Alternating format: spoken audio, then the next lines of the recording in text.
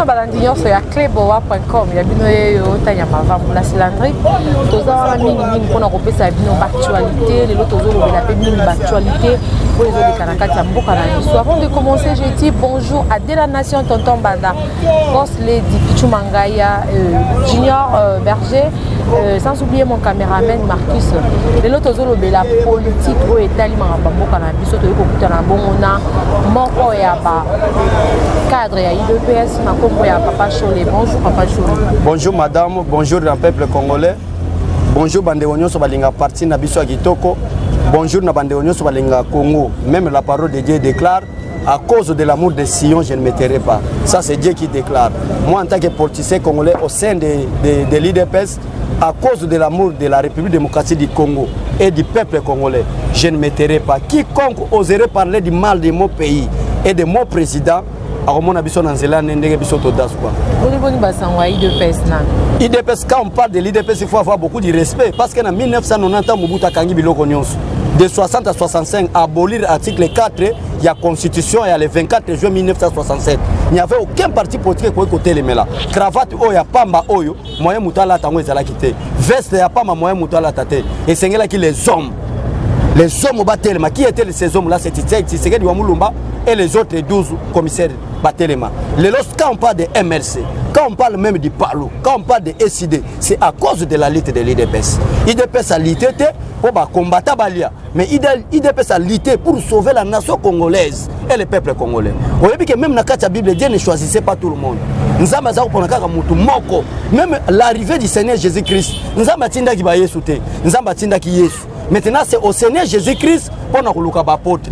Maintenant, pour la République démocratique du Congo, politiquement parlant, Dieu a envoyé Tshisekedi Wamulumba. Et Tshisekedi Wamulumba a zali sousouté, a eu la clé à politique, a pesé en maboko ya Tshisekedi Félix. Ndé le lobby soto zaba apôtre tout autour de Félix Tshisekedi pour nous défendre la politique congolaise. On a au Pessibiso dans l'ensemble. Natuni boni basango ya parti. Parti c'est kitoko. Parti ils ont évolué né. Parti ils ont évolué bien. Dimanche tuna yoka son habité sur Bolande on a ba image. Céline na biso bato bakota ga ba 300 ba 500. Mais présent Céline ya matonge 3 na salier. Albert Becho le yaka na mobilisation pour na redynamisation à parti. Na matonge 3 na venu soki badiogo. To koma kuna mama plus de 5000 personnes. IDP c'est ça parti en Zambie mutako sote IDP c'est ça malamu. Maintenant tout l'état qui pour avoir le pouvoir, on est en train de s'organiser comment Félix Tshisekedi peut faire même 20 ans au pouvoir. Parce que tant que nous n'avons pas encore trouvé des hommes politiques intègres, tant que nous n'avons pas encore trouvé des hommes politiques sérieux, en tout cas Félix Tshisekedi ne peut pas laisser le pouvoir. Jusqu'à ce que tu découvrir des hommes honnêtes comme lui. Oui, si tu as besoin des hommes intègres, nous sommes les hommes très intègres. Mais au sein de l'IDP, le Félix Tshisekedi. Et bon, on a parti à des commerçants affaiblis, des commerçants en faillite. On a retrouvé des hommes intégrés. Parce que la MOUKA, c'est l'association des commerçants en faillite. Merci beaucoup, madame. Je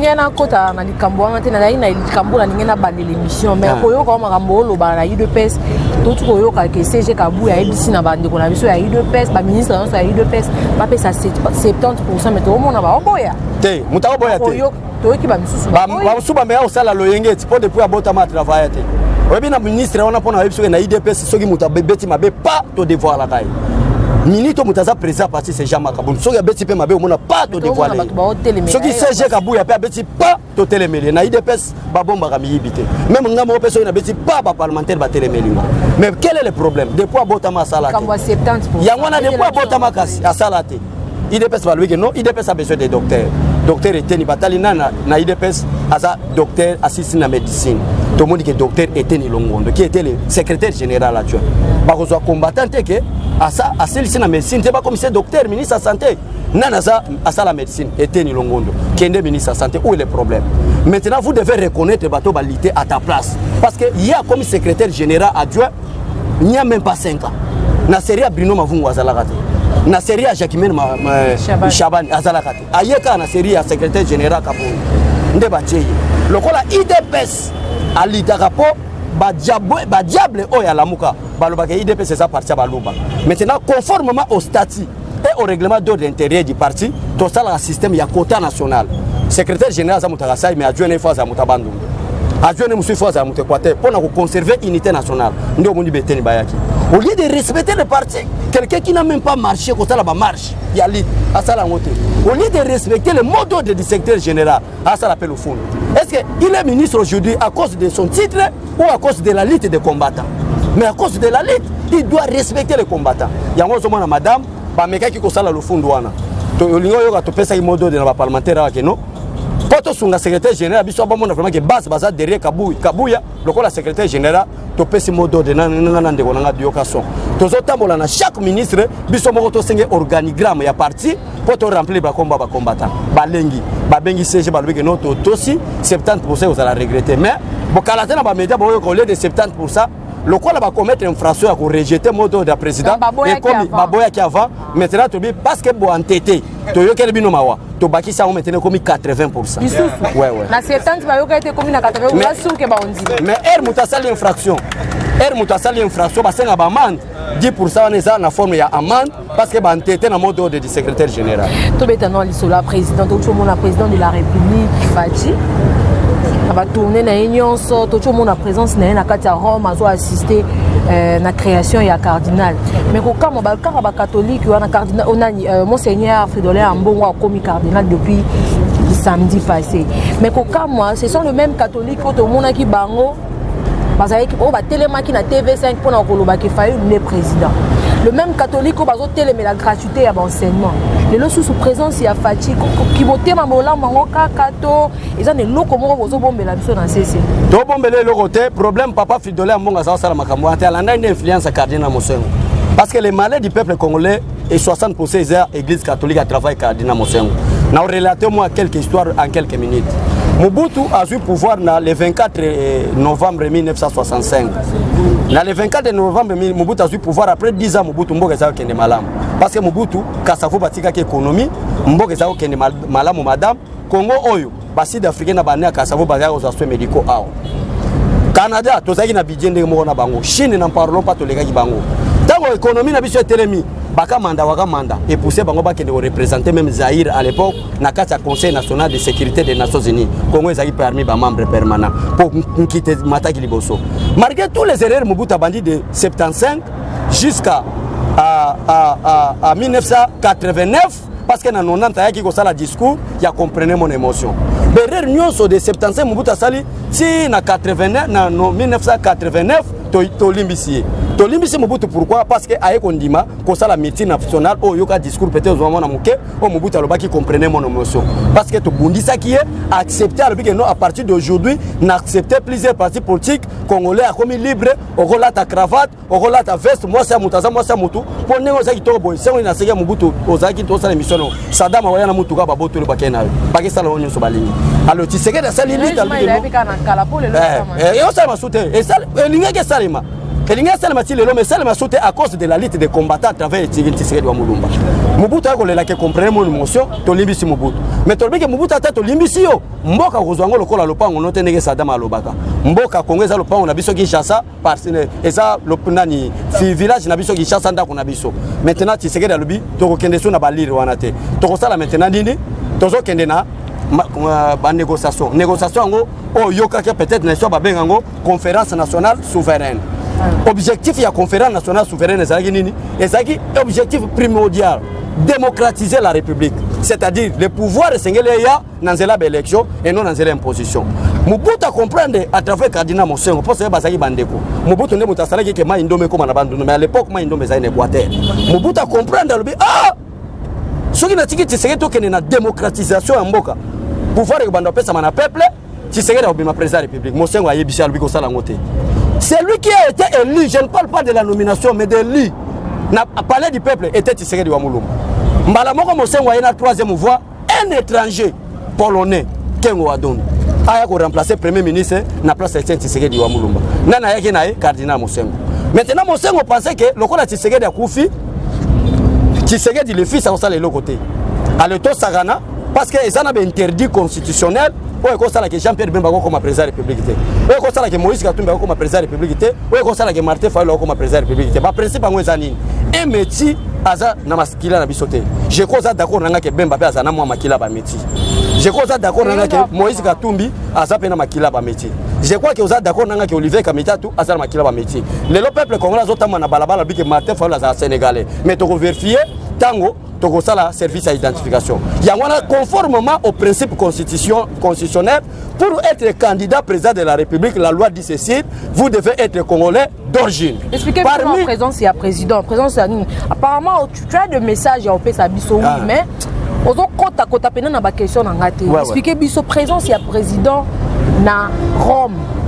Ezakara parce que ça perd ya nation. Non, pas perd ya nation à comprendre yo. Mais yo yebite que mais la lettre de sali que Fati Azala président de la République. Mais eloko sali que Fati Azala parmi bato ba yina qui est l'amour.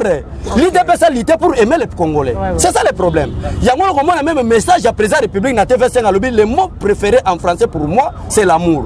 Félix Tshisekedi la lutte de l'IDPS madame eza pour même na bande kwa Fayulu ata baza contre Félix Tshisekedi eza même pour na bande kwa Jean-Pierre Bemba eza même tina ba Fridolin ya Mbongo lelo Fridolin ya Mbongo aza sango nyonso ba liesa ngai akomi cardinal nyonso bazo liesa et lamba kolata même sous-vêtement ba sombela osomba asa incapable de Mbongo kene wenze moko Bozoland lelo bande droit constitutionnel mais êtes-vous d'accord aussi que Martin Fayulu était député national en 2011 qui n'a pas défendu le peuple conformément à l'article 43 qui parle de la gratuité de l'enseignement. Voilà, il était député national. Au député national et les représentants du peuple. La revendication pour ce peuple, moi, ça ils ont les garanties là, député. Mais posez Martin Fayulu une question en tant que député national. Pourquoi vous n'avez pas défendu l'article 43 de la Constitution pour interpeller même les ministres de l'enseignement primaire? Et nous avons le dans ma commune, si vous êtes infidèle dans de petites choses, qui vous confiera de grandes choses. C'est pourquoi il ne peut pas être président de la République. C'est pourquoi il ne peut pas être président de la République. Madame Ponakoyebisoke, Félix Tshisekedi, Bogosenga bilan de 5 ans. Mais Makambo Mobutu Azaki incapable de faire pendant 32 ans. Oh, Joseph Kabila Azaki incapable de faire pendant 18 ans. Oh, Mobutu Nani, Laurent Désiré Kabila Azaki incapable de faire pendant 4 ans. Félix Tshisekedi a réagi en 8 mois. Mais maintenant, quand on raisonne à Makansoke, Moutaboy Makamamine a salé en 8 mois. Bosoka comme une 4e mandat na Congo commandé. Tu évolué, tout le monde bande connaissance à CLC. Dans la journée, on a marche le 19. On a côté les détournements, il y a $15 000. 15 millions de dollars. Nous avons détourné qui bon, on a passé une démission na et puis passé une démission il y a cour constitutionnel. Na évité comité laïque na kati kuna mama so zana ndeko za kuna c'est l'association des impudiques je vous dis la vérité. Comité laïque wana zoma c'est des impudiques et des impudiques. Bazana leçon au peuple congolais. Tu sais que de quel long trajet na Belgique ya malade. Alors bi na komi muta 3e âge. Na sali lita mulai. Héritage nini na kotikela peuple congolais. Nini au peuple congolais ko sepela nanga. Na kita na tikela bango alternance. Tu sais que de kita madame le 15 juillet 2015. Tu sais que de kita. Na 2015 le 31 juillet 2015 à sali meeting na enseignement. Alobi na yena démission peuple congolais. Ozala mutabandu mutu ya Équateur. Ozala mutakasai. Liti nanga IDP c'est ça pour na bino peuple congolais. Le 19 septembre 2016, on a 2015, mission Liboso na yenango, Yakopesa M. Kabila avec sa bande la carton jaune comme avertissement au cas où les élections ne seront pas organisées. Maman, Tozala Kiawa, nous avons Mobutu Kabila a planifié déjà la bataille Union africaine pour qu'il y ait un dialogue et un Kodio à soi 3e mandat. Marche au Tosala qui na boulevard Awati to komi na triompha baboma biso abu portant. Les lorsqu'ils qui nazana yo ensemble na ba combattre ils ama wanzambe pour to kufate. Pour ceux qui ont l'enseignement Kabila zo boma abu portant, moi yo comme na limiter ça tout un problème. Si na butu na ba ko tumbela biso bato na kati. Tant ba tumbi bato na kati dem Kodio azala ki kuna na kati na dialogue na ye alobi mboke zo kende mabe dialogue kata na pona marche. Basango va comprendre que le 19 décembre et comme il prend pour te faire la carton rouge. Pour rouge voilà maman la zone c'est vrai, tu sais que la sokola gibiso déjà. To les gars ina sema ko. On est après conclave. Après conclave to les gars ina sama ko. Que oya ko kufa. Tu sais que dans le combattant nyonso na peuple ko na sama ko. Ndé na saboy. Mutu mo ko inquiéter ngate mutu ba insangate quelque soit rana yo. Parce que na leka na sama ko ya mutu nzamba benga politiquement. Ozolanda madame. Basango babangi lokola problème onge soki Tshisekedi wa mulumba azui pouvoir Congo ebongi biso bekona biso bana babanda futa su mbongo te toko kufa po bakenda basango po bayiba ka mbonga bekolo yango zoma na mutu nyonso so akomi sango eloka liboso asalaka aluka terasa l'école na ye nzela balia kala mutu nyo so comme on a même ambongo nenga yo na ndimite so ezala complexe scolaire babenga mbongo zela comme cardinal ezana Équateur mais ezana Kinshasa o ka balukele terrain abeta maman na complexe scolaire pour aller kala c'est la vérité ozoland si ko ba comprendre que dès que Félix Tshisekedi azo comme président de la République gratuité enseignement kokota conformément à l'article 43 to salani to dribbler nous chassons bien sûr Kabila mais remplacer Kabila par un autre Kabila. On a mission à chasser Kabila au pouvoir, mais pas un homme intègre et sérieux à la tête du pays. Il faut un aventurier. Selon l'église catholique à travers Cardinal Mosengo, l'homme aventurier pour chasser Kabila, remplacer Kabila était Martin Fayou. Parce que Bemba Zagi non partant, Moïse Katumbi Azagi non partant. Moussitou non partant. Bon, qui est indiscipliné, pour le problème n'est pas quelqu'un qui est discipliné. Qui est mal élevé, mal éduqué pour remplacer Kabila, qui est aussi mal élevé, c'est Martin Fayou.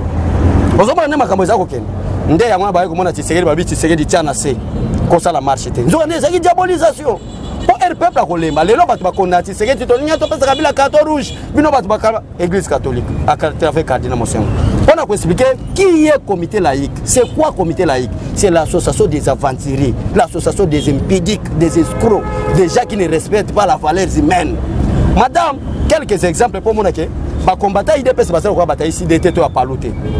Il y a MLC, les combattants IDPS baza bateau ils ont sangisa bikolo nyonso par exemple je suis du Bandundu, territoire du Diofa d'origine, des pères et des mères, mais je règne au sein de l'IDPS. Et Moulouba ne peut pas m'intimider à l'IDPS parce que c'est le parti national. Mais Kende n'a pas l'eau, si vous avez pendete bazote, Kende na MLC, si vous avez Ouagate Jean-Pierre Bemba chassé, Kende na SID, si vous avez Sénégalais te chassé, vous avez ne pas Congolais baloba. Maintenant pour dire quoi?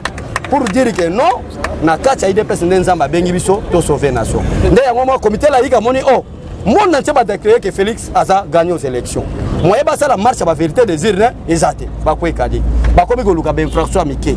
Heureusement Félix Tshisekedi a éducation de base. So Aza le ko ba leader ba ba retirer éducation de base c'était melembo que ça na trouble. Ndé ya ngona ba zo luka. Oh total me la pona 15 millions. OK, dossier à 15 millions et ça l'argent détourné. Et ça qui mo te que ça na caisse à l'état yango 15 millions mutaye à l'été.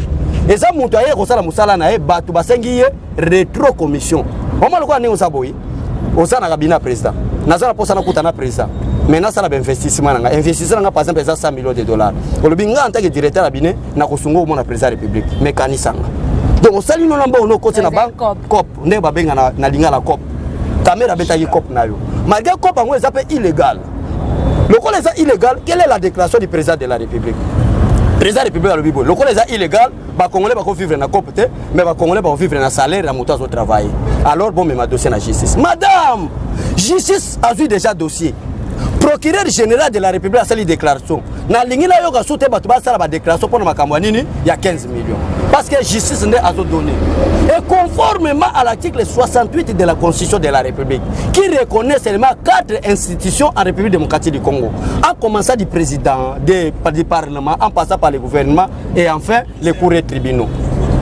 Comité laïque à Sanani, Mbalamoka Linga Yana son marché.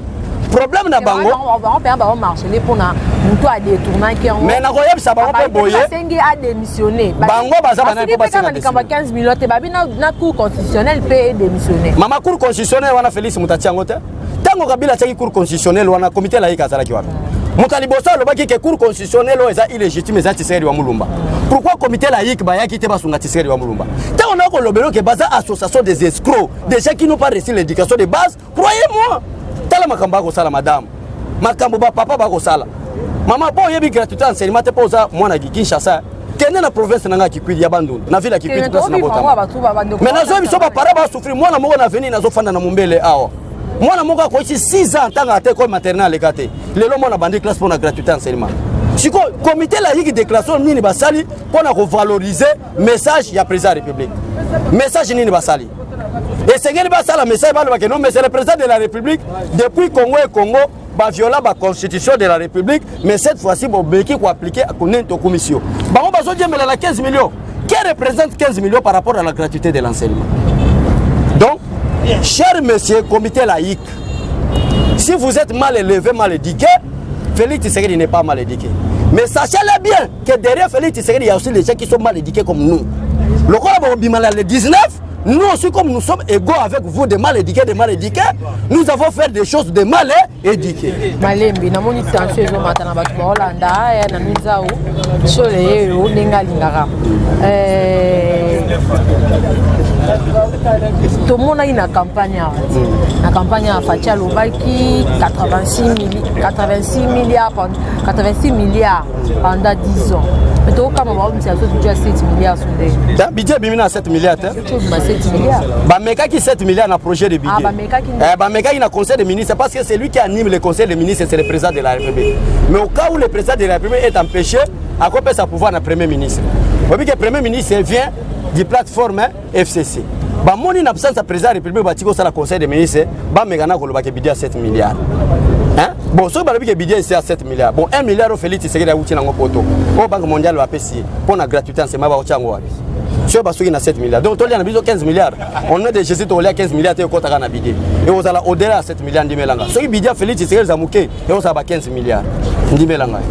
To beta litolo bokechu ne auti ko panza. Comment na bokechu akata drapeau ya RDC ça yonde et salinga passe na yoki soni koloba na congolais lokola bokechu et salinga soni na yebite vraiment Fatih me te représente de la République avec beaucoup de respect que je vous dois vraiment service en promettant biso ya identification ya citoyenneté vraiment ça le marabamba parce que nature ya ba congolais ezala nature bokechu asala raté nazoyo kanga soni vraiment donc zo salanga soni ndeko mobo aza camerounais alandanga na émission moi simo boy abenginga bechole moi je suis pas congolais je suis camerounais mais je regrette il y a une personne là-bas au niveau de la Belgique qui a brûlé votre drapeau au nom de Bokechu maman na yebisi salinga soni na bi nandi magina za congolais lokola Bokechu na kosinga ki azaki Zaïrois mais alobi Zaïrois c'est aujourd'hui le Congo na bi les Zaïrois de l'époque vous comprenez monsieur pour dire quoi pour le belé que non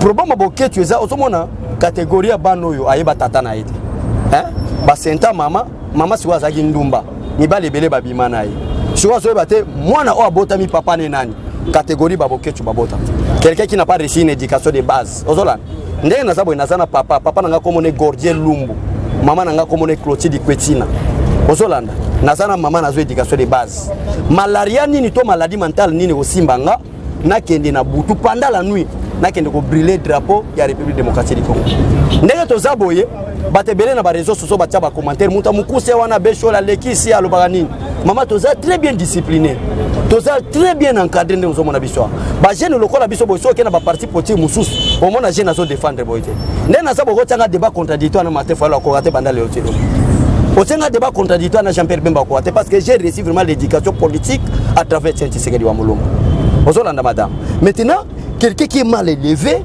mal éduqué son père on ne connaît pas son père donc moi na makangu o balbalingala à parvenir ko kende vraiment na butu atumba drapeau et ceux qui ont bengi Bokechu tourner qu'est-ce signifie le drapeau pour un état ayebite a mérité sanction par rapport à l'okwana a mérité peine nango ezala non nini peine nango ezala de 5 ans à 20 ans ya ko kata mbongo ezala déjà les infractions ouais drapeau ya kotumba drapeau ceux qui ont eu muke 5 ans mais à de 5 ans à 20 ans drapeau parce que les drapeaux n'a expliqué mon peuple mouké les drapeaux donc vous faites l'outrage à l'état congolais et l'infraction de l'outrage est punissable de 5 ans à 20 ans les drapeaux a plus de l'importance même plus que la présidence de la République en tant qu'institution c'est l'emblème le symbole l'image de la République démocratique du Congo.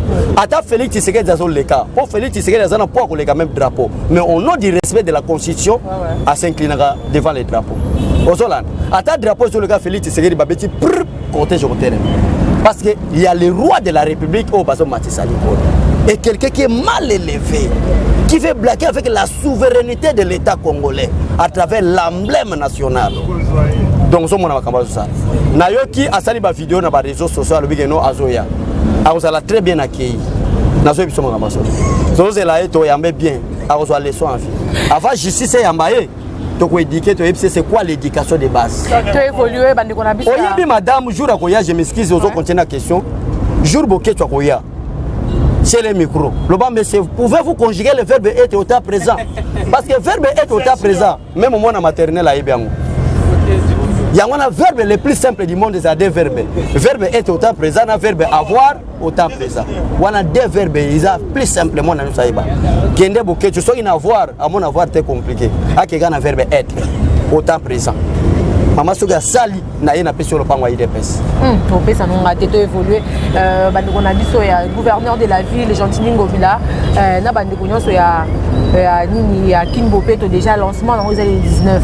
Bozo accompagné par rapport à actuellement pour mais ko kama pe Kinshasa bazo bandango na bandal Kinshasa ezaka na bandal to ndeni po là encore on parle de Kinshasa bo Peto ça doit être na mboka Kinshasa mobimba Kinshasa ezati na ba Banzamateke, Kinshasa Zan Kimbanteke, Kinshasa ni. Pourquoi pour Bandango Kanaba? Déjà nous vous accompagné gouverneur de la ville là. Et Seigneur le peuple aye bananouke, mais c'est Gentini Ngobila n'est pas le choix du président de la République. Parce que le président de la République ne peut pas nommer des personnes comme des Gentini Ngobila. Oh. Mais il est la volonté de la majorité parlementaire au niveau de l'Assemblée provinciale. C'est-à-dire c'est lui qui doit être gouverneur doit être élu par les députés provinciaux.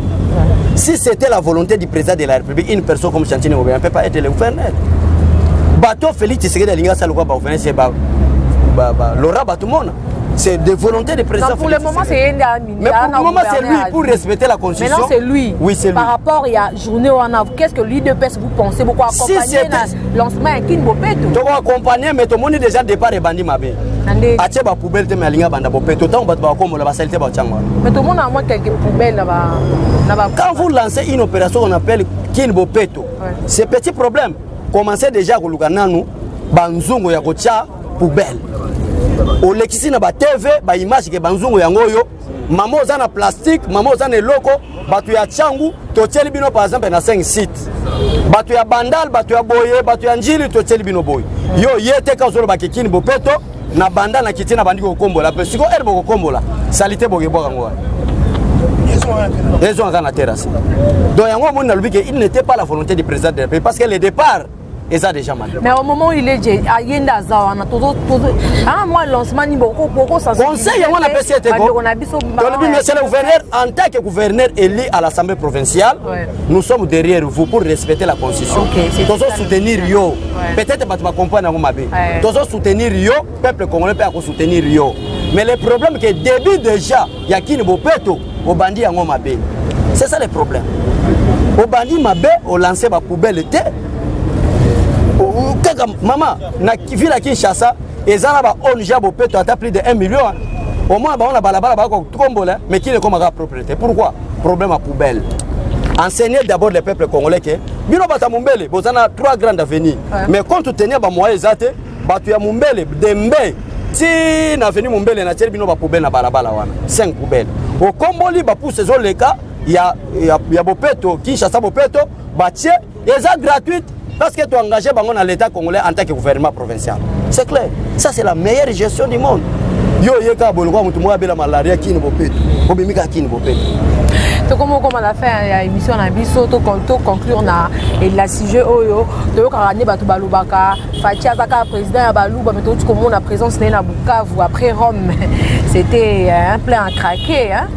Na so bisayo tribalisme za na IDPS. Jassine Félix Tshisekedi est Moulouba de père et de mère. Village nae Mupompa, territoire nae Kabeya Kamwanga, province nae Kasai Oriental. Maman nae Maman Marthe Asalou, ya Kasai Oriental. Papa nae Tshisekedi wa Moulumba, ya Kasai Oriental. Il est Moulouba. Où est le problème? Où est le problème sur le Moulouba? Problème na bango eza contre Moulouba te, ndimelanga madame. Problème ya batalamuka, na association ba malfaiteur ya comité laïque. Problème n'a pas contre l'homme sérieux, l'homme sincère. Les Congolais n'aiment pas l'homme qui est sérieux et sincère. Parce que ce n'est pas un problème Moulouba, mais les Balinga Benganati la Premier ministre. Si vous avez des dossiers avec Balouba, Kenda peut aboutir.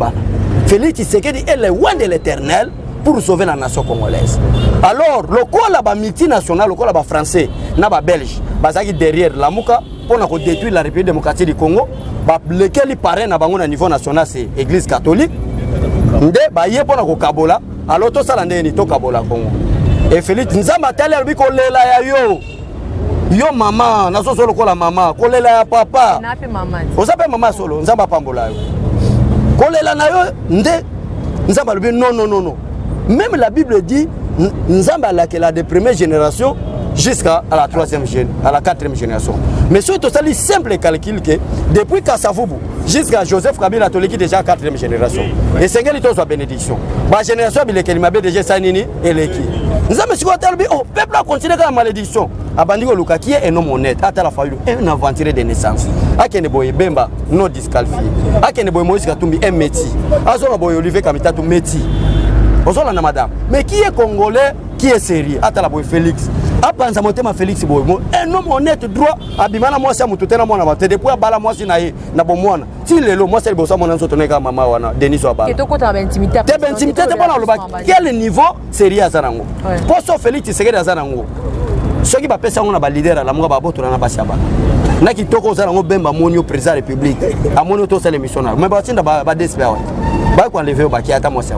Mais Félix Tshisekedi toko moni na keti na niveau wana pour lancer un message na peuple congolais niveau ni fati aza sérieux pour le peuple congolais. Puis malamu ezali que président lobi azawana ka pona kopesa kimia yazo liteka pona kimia quand tu okoyoka président de la République azo senga kimia na mboka et ça va kaonde nini. En tout cas ceux qui président zo ba ke kimia voilà même un message à lancer à Bukavu. Ouais, alors que s'il s'agit de sacrifier même ma famille biologique pour la paix je vais le faire.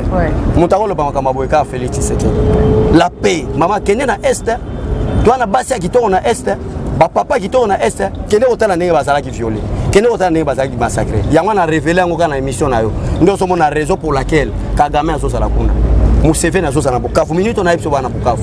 Ancien président nigérien Obasanjo azo sala wana. Président kenyan azo sala wana. Message et Wouti n'a pas décidé à monde. Ne touchez plus en République démocratique du Congo et Félix Akia qui nous a tapé contrat, il y a AFD le salaire qu'il aura désiré président. Joseph Kabila Zokene, mais c'est lui le parrain de l'AFD en République démocratique du Congo. Donc la Fatia qui peut couper en lui parrain à Bango. Peu fois à la monnaie en alliance et Kata.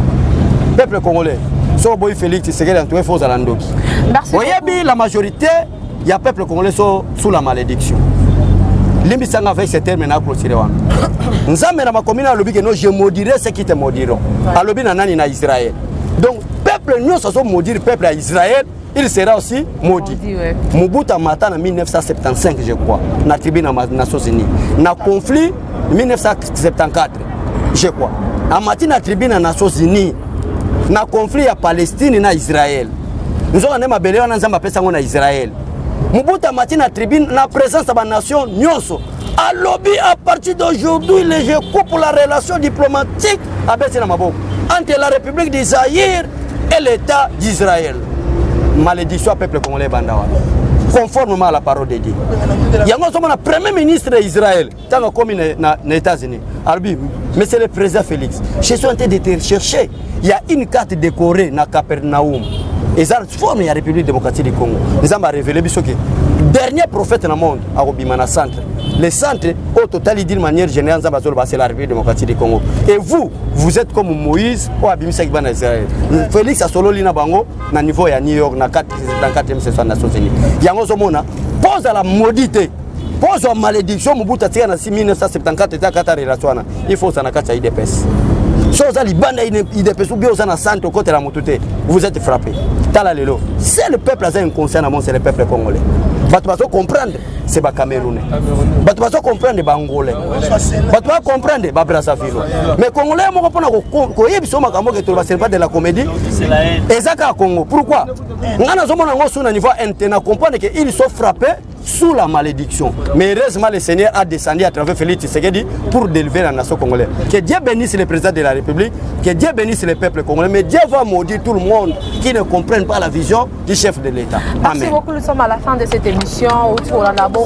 Papa Cholé, attention, qui peut expliquer. Là, je dis merci à tout le monde. Vous continuez à couper sa clé boa confiance. Là, je vois Big Pro, Flori, Nanunzao, Nabi Kebosé, Belé, Bozo, Pesapso, confiance. Simon Rukengeza, vous avez belé vraiment tout à niveau de M.